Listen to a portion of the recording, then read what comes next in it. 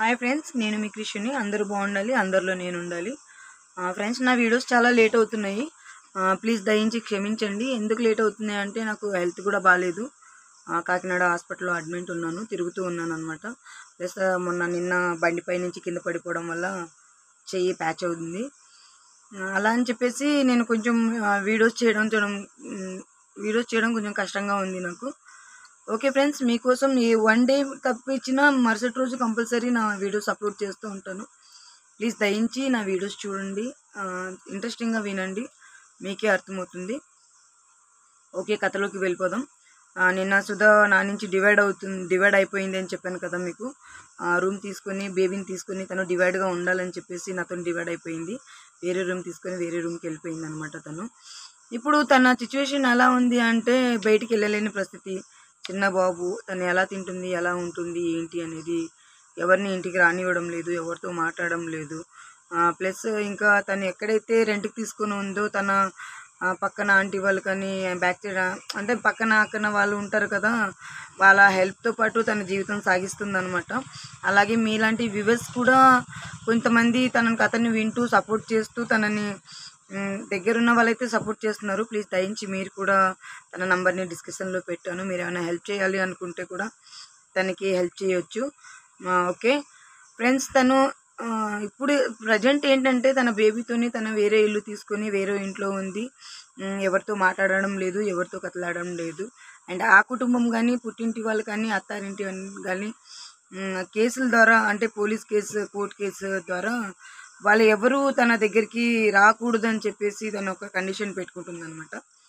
అలా ఎవరు తన దగ్గరికి వెళ్ళడం లేదు. ఒకవేళ తను వస్తే నా పుట్టింటి వాళ్ళు కానీ, నా అత్తింటి వారు కానీ ఎవరైనా వచ్చి నన్ను డిస్టర్బ్ చేస్తే నేను నా బేబీ చనిపోతామని చెప్పడం జరుగుతుంది అనమాట.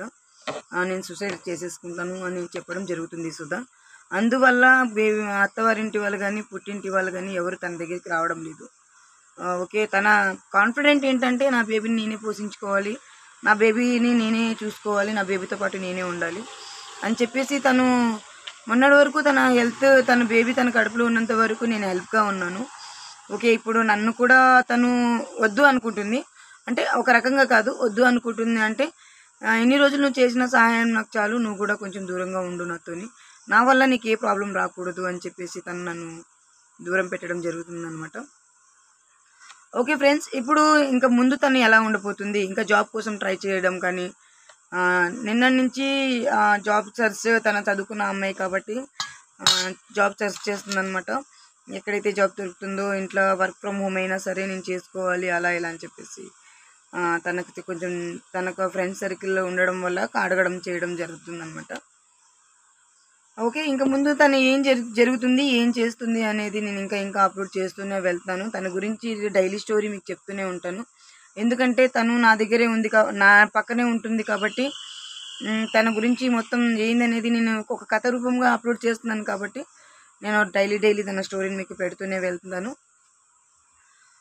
ఫ్రెండ్స్, మీకు ఒక విషయం చెప్పాలనుకుంటున్నాను. ఏంటి అంటే అత్తారింటి వాళ్ళు కానీ, మన పుట్టింటి వాళ్ళు కానీ, కొంతమంది లేడీస్ ఉంటారనమాట, భర్తను వదిలేసి వచ్చిన వాళ్ళు కానీ, ఇష్టం లేని పెళ్లి చేసుకొని పిల్లలు కన్న వాళ్ళు కానీ, అంటే వాళ్ళకు ఉంటుంది కదా, వాళ్ళకంటూ ఒక లైఫ్ ఉంటుంది, మాకంటూ ఒక లైఫ్ ఉంటుంది, మేమంటే ఇలా ఉండాలి అనిపించే వాళ్ళు చాలామంది ఉంటారు.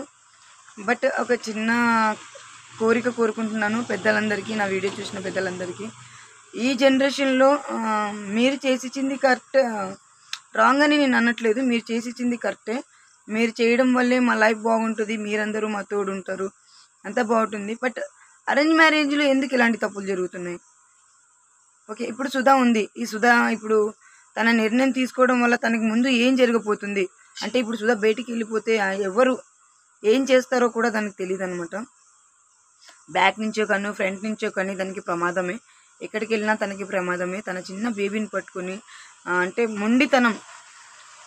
మొండితనంతో తను బయటపడడం, తనని తనకు తానే హింసించుకోవడం,